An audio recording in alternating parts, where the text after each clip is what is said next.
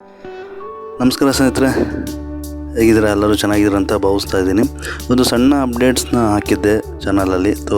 ಒಂದು 50 ವ್ಯೂವ್ನ ಬಂದರೆ ನೆಕ್ಸ್ಟು ಮುಂದಿನ ವೀಡಿಯೋನ ನಿಮಗೆ ಪ್ರೆಸೆಂಟ್ ಮಾಡೋಣ ಅಂತ ಅಂದ್ಕೊಂಡಿದ್ದೆ.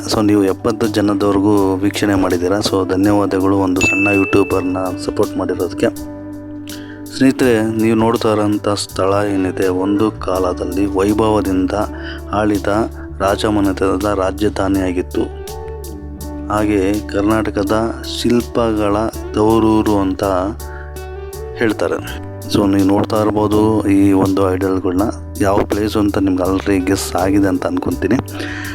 ಬನ್ನಿ ನಮ್ಮ ಒಂದು ನೆರೇಷನಲ್ಲಿ ಈ ಒಂದು ವಿಡಿಯೋನ ಪ್ರೆಸೆಂಟ್ ಮಾಡ್ತಿದ್ವಿ. ನಿಮಗೆ ಇಷ್ಟ ಆಗುತ್ತೆ ಅಂತ ಅಂದ್ಕೊತೀನಿ. ಇಷ್ಟ ಆದರೆ ಲೈಕ್ ಮಾಡಿ, ಇಷ್ಟ ಆಗಲಿಲ್ಲ ಅಂದರೆ ಡಿಸ್ಲೈಕ್ ಕೂಡ ಮಾಡ್ಬೋದು. ನಮಗೆ ಸಪೋರ್ಟ್ ಮಾಡಿ ಅಂತ ಹೇಳ್ತಾ ವಿಡಿಯೋನ ಮುಂದುವರ್ಸೋಣ ಬನ್ನಿ.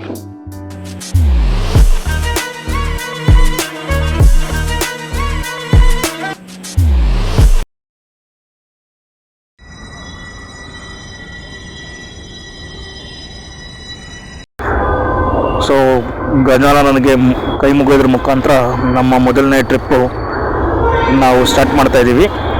ಬನ್ನಿ ಮುಂದೆ ನೋಡೋಣ. ಈ ಟ್ರಿಪ್ಪು ಯಾವುದೇ ಅಡ್ಡಿ ಆತಂಕ ಇಲ್ಲದೆ ಮುಂದೆ ತಗೊಂಡೋಗೋಕ್ಕೆ ನಮ್ಮ ಗಜಾನನ ನಮಗೆ ಸಪೋರ್ಟ್ ಮಾಡಲಿ ಅಂತ ಕೇಳ್ಕೊತಾ ಈ ಪಯಣನ ನಾವು ಮುಂದೆ ಮುಂದುವರ್ಸೋಣ.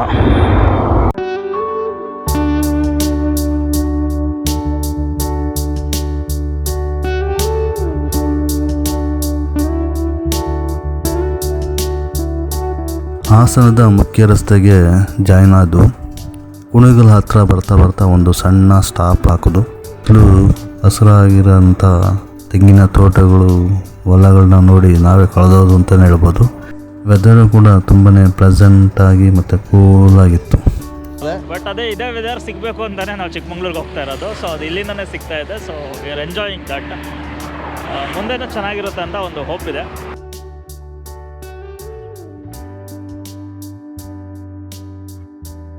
ಸ್ನೇಹಿತರೆ, ನಾವೀಗ ಹಳೇಬೀಡು ರೋಡಲ್ಲಿ ನಿಂತಿದ್ದೀವಿ.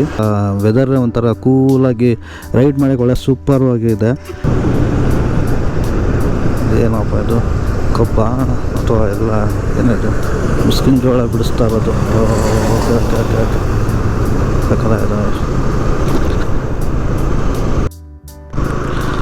ಸ್ನೇಹಿತರೆ, ನಾವೀಗ ಬಂದಾಯಿತು ನಮ್ಮ ಡೆಸ್ಟಿನೇಷನ್ ಹಳೇಬೀಡು.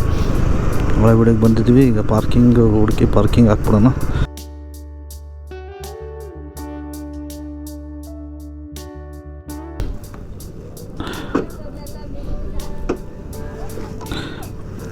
ಓಕೆ ಸ್ನೇಹಿತರೆ, ಈಗ ಮತ್ತೆ ಒಳಗಡೆ ಸಿಗೋಣ. ಹಳೇಬೀಡು ಒಳಗಡೆ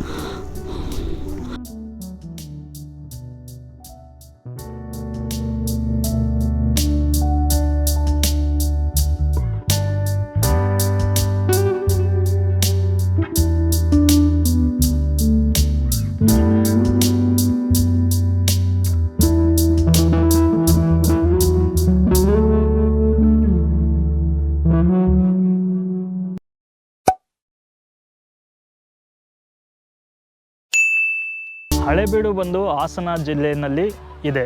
ಹಳೇಬೀಡು ದ್ವಾರ ಸಮುದ್ರ ಆಗಿದ್ದಾಗ ಹೊಯ್ಸಳರ ರಾಜಧಾನಿಯಾಗಿತ್ತು.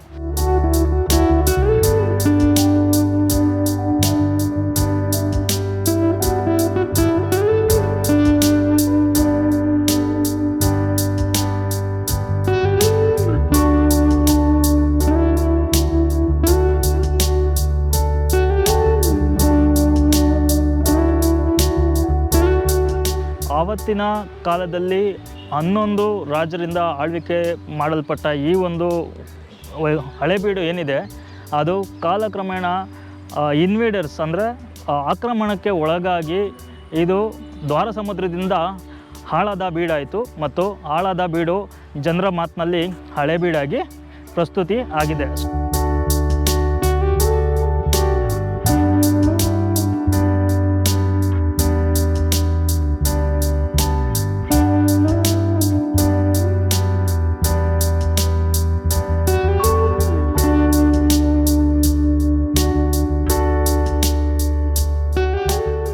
ಈ ಒಂದು ದೇವಸ್ಥಾನವನ್ನು ಯುನೆಸ್ಕೋದವರು ರೀಸೆಂಟಾಗಿ ವರ್ಲ್ಡ್ ಹೆರಿಟೇಜ್ ಲಿಸ್ಟ್ನಲ್ಲಿ ಸೇರಿಸ್ಕೊಂಡಿದ್ದಾರೆ. ಈ ಒಂದು ದೇವಸ್ಥಾನವು ಹೊಯ್ಸಳ ಶೈಲಿಯ ಶಿಲ್ಪಕಲೆನ ಹೊಂದಿದೆ.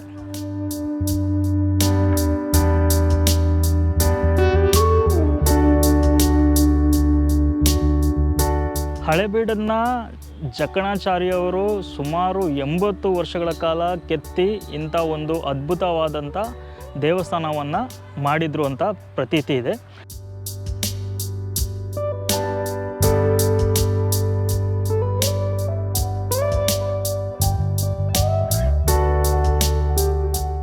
ಹಾಗೆ ಈ ಒಂದು ದೇವಸ್ಥಾನವು 30 ಕಂಬಗಳಿಂದ ರಚಿತವಾಗಿದೆ ಅಂತ ಉಲ್ಲೇಖ ಇದೆ. ಸೊ ಈ ಅದ್ಭುತವಾದಂಥ ದೇವಸ್ಥಾನನ ನೋಡ್ಕೊಂಡು ಬನ್ನಿ.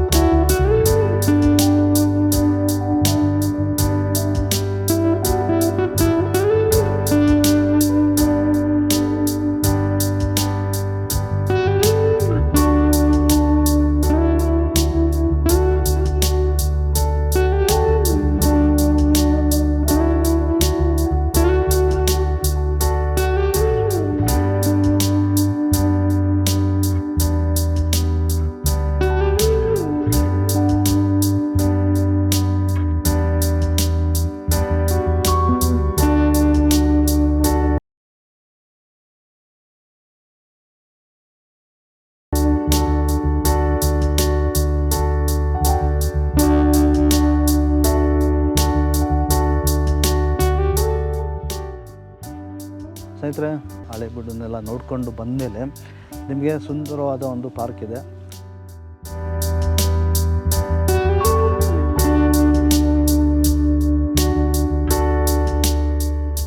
ಅಲ್ಲಿ ಕೂತ್ಕೊಳ್ಳೋಕ್ಕೆ ಆಸನಗಳಿದ್ದಾವೆ.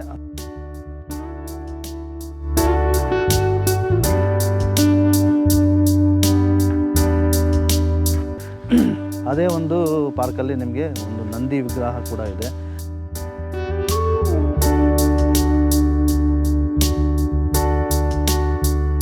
ಜೊತೆಯಲ್ಲಿ ಬಾಹುಬಲಿ ಕೂಡ ಇದ್ದಾರೆ.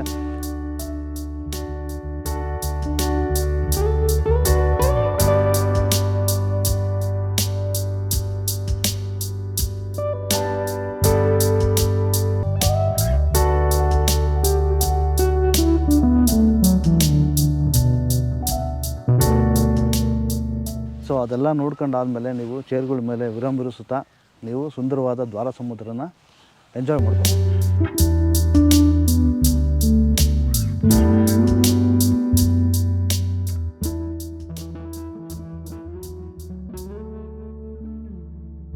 ಹಾಯ್ ಫ್ರೆಂಡ್ಸ್, ನಾನು ನಿಂತಿರೋ ಜಾಗ ಬಂದ್ಬಿಟ್ಟು ದ್ವಾರ ಸಮುದ್ರ ಅಲಿಯಾಸ್ ಹಳೇಬೀಡು.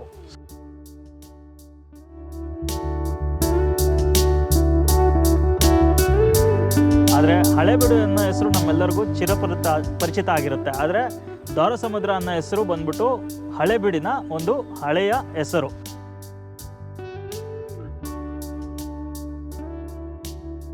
ಈ ಊರಿಗೆ ದ್ವಾರ ಸಮುದ್ರ ಅಥವಾ ದ್ವಾರ ಸಮುದ್ರ ಅನ್ನೋ ಒಂದು ಹೆಸರು ಯಾಕೆ ಬಂತು ಅಂತಂದರೆ, ಹಿಂದೆ ಕಾಣ್ತಾ ಇರೋಂಥ ಕೆರೆ ಏನಿದೆಯಲ್ಲ, ಈ ಕೆರೆಯಿಂದ ಈ ಊರಿಗೆ ದ್ವಾರ ಸಮುದ್ರ ಅಂತ ಬಂತು. ಯಾಕಂತಂದರೆ ಕ್ರಿಸ್ತಶಕ 1200ನೇ ಶತಮಾನದಲ್ಲಿ ದೋರೋ ಅನ್ನೋ ಒಬ್ಬ ರಾಜ ಈ ಒಂದು ಕೆರೆನ ಕಟ್ಟಿದ. ಅದಕ್ಕೋಸ್ಕರ ಈ ಒಂದು ಕೆರೆಗೆ ದೋರ ಸಮುದ್ರ ಅನ್ನೋ ಒಂದು ಹೆಸರು ಬಂತು. ಇನ್ನೊಂದು ಕಾರಣ ಏನಪ್ಪ ಅಂತಂದರೆ, ಈ ಕೆರೆ ತುಂಬಿದ್ರೆ ಮಳೆ ಬಂದಾಗ ತುಂಬಿದ್ರೆ ಇದು ಒಂದು ರೀತಿಯ ಸಮುದ್ರದ ರೀತಿಯ ಅಲೆಗಳನ್ನ ಕ್ರಿಯೇಟ್ ಮಾಡುತ್ತೆ. ಅಂದರೆ ಆ ಥರ ಒಂದು ಕಾಣಿಸುತ್ತೆ ಅಂತ ಇದಕ್ಕೆ ಸಮುದ್ರ ಅಂತ ಕೂಡ ಹೇಳ್ತಾರೆ. ಸೊ ಈ ಒಂದು ಕೆರೆಯ ನೀರನ್ನ ಆಗಿನ ಕಾಲದಲ್ಲಿ ಸುತ್ತಮುತ್ತಲಿನ ಎಲ್ಲ ಗ್ರಾಮಗಳು ಕುಡಿಯೋದಕ್ಕೂ ಮತ್ತು ಕೃಷಿಗೆ ಬಳಸ್ಕೊತಾ ಇದ್ರು. ಸುಮಾರು 1200 ಎಕರೆಗಿಂತ ಜಾಸ್ತಿ ಹೆಚ್ಚಿನ ಪ್ರದೇಶದಲ್ಲಿ ಈ ಒಂದು ಕೆರೆ ತುಂಬಿಕೊಂಡಿದೆ. ಇದು ನಮ್ಮ ಹಳೇಬೀಡಿನ ದೇವಸ್ಥಾನದ ಪಕ್ಕದಲ್ಲೇ ಇದೆ.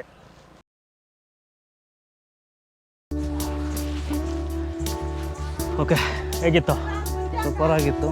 ಹಾಂ ಸೂಪರ್ ಆಗಿತ್ತು. ಓಕೆ ಸರ್ ನನಗಂತೂ ತುಂಬ ಇಷ್ಟ ಆಯಿತು. ನಾನು ಸುಮಾರು ಸಲ ಬಂದಿದ್ದೀನಿ, ಇನ್ನೊಂದು 3ನೇ ಸಲಿನ 4ನೇ ಸಲಿನ. ಬಟ್ ಯಾವಾಗ ಬಂದರೂ ಈ ಒಂದು ದೇವಸ್ಥಾನದಲ್ಲಿ ನನಗೊಂದು ಏನೋ ಒಂಥರ ಅದ್ಭುತ ಕಂಡಂಗೆ ಅನಿಸುತ್ತೆ. ಯಾವಾಗಲೂ ಇಷ್ಟು ಚೆನ್ನಾಗಿ ಮಾಡಿದಾರಲ್ಲ, ಇದು ಹೆಂಗೆ ಸಾಧ್ಯ ಅಂತ ಹೇಳ್ಬಿಟ್ಟು. ನಿಮಗೆ ಆಗಿನ ಕಾಲದಲ್ಲೇ ಅಷ್ಟು ರೀತಿಯಲ್ಲಿ ಕೆತ್ತಿದಾರಲ್ಲ, ಈ ಒಂದು ವಾಸ್ತುಶಿಲ್ಪ ಎಲ್ಲ ನೋಡಿ ಅದು ಅದ್ಭುತ ಅಂತ ಅನಿಸುತ್ತೆ. ಯಾಕೆಂದರೆ ಆಗಿನ ಕಾಲದಲ್ಲಿ ಯಾವುದೇ ರೀತಿಯಾದ ಸಲಕರಣೆಗಳು ಇರಲಿಲ್ಲ, ಅವರೇ ಮಾಡಿಕೊಂಡು ಅವರೇ ಒಂದು ಅಂದರೆ ಆವಾಗಿನ ಕಾಲದಲ್ಲಿ ಈ ಥರ ಇಂಜಿನಿಯರಿಂಗು ಅದು ಇದು ಏನಿಲ್ದಲೇ ಇಷ್ಟು ರೀತಿಯಲ್ಲಿ ಇಂಜಿನಿಯರೇ ಕೂಡ ಈಗಿನ ಕಾಲದ ಇಂಜಿನಿಯರು ಕೂಡ ನಾಚ್ಕೋಬೇಕು, ಆ ಲೆವೆಲ್ಲಿಗೆ ವಾಸ್ತುಶಿಲ್ಪ ಮಾಡಿದ್ದಾರೆ ಮತ್ತು ಕನ್ಸ್ಟ್ರಕ್ಷನ್ ಮಾಡಿದ್ದಾರೆ. ಓಕೆ, ಅದು ತುಂಬಾ ಅದ್ಭುತ ಅನಿಸುತ್ತೆ.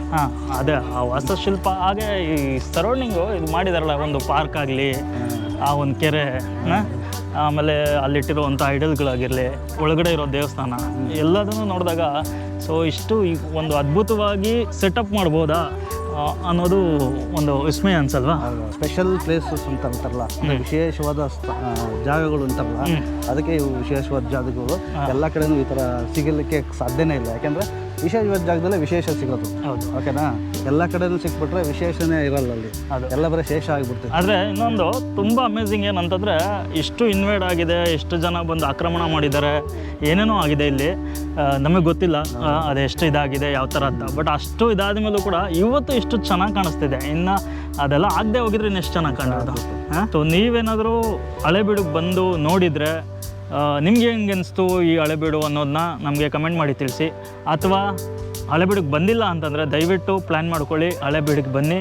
ಬೆಂಗಳೂರಿಂದ ಜಸ್ಟ್ 2.5 ಇಂದ 3 ಅವರಲ್ಲಿ ನೀವು ಇಲ್ಲಿ ಬಂದುಬಿಟ್ಟು ನೋಡ್ಕೊಂಡು ಹೋಗ್ಬೋದು. ಒನ್ ಡೇ ಪ್ಲ್ಯಾನ್ ಕೂಡ ನೀವು ಮಾಡ್ಕೋಬೋದಾಗುತ್ತೆ. ಸಕ್ಕದಾಗಿರೋಂಥ ಪ್ಲೇಸು, ನಿಜವಾಗ್ಲೂ ಅಮೇಝಿಂಗ್ ಆಗಿದೆ. ಮಿಸ್ ಮಾಡ್ಕೋಬೇಡಿ ಇದನ್ನು ಅಂತ ಹೇಳ್ತಾ ನಮ್ಮ ಒಂದು ನೆಕ್ಸ್ಟ್ ವ್ಲಾಗ್ ಜೊತೆ ಸಿಗೋಣ. ಹಂಗೆ ಶೇರ್ ಮಾಡ್ರಪ್ಪ, ಇಲ್ಲ ನೋಡಲಿ ಬೇರೆಯವ್ರಿಗೆಲ್ಲ ಸಿಕ್ಕಲಿ. Okay, thank you, bye bye. Next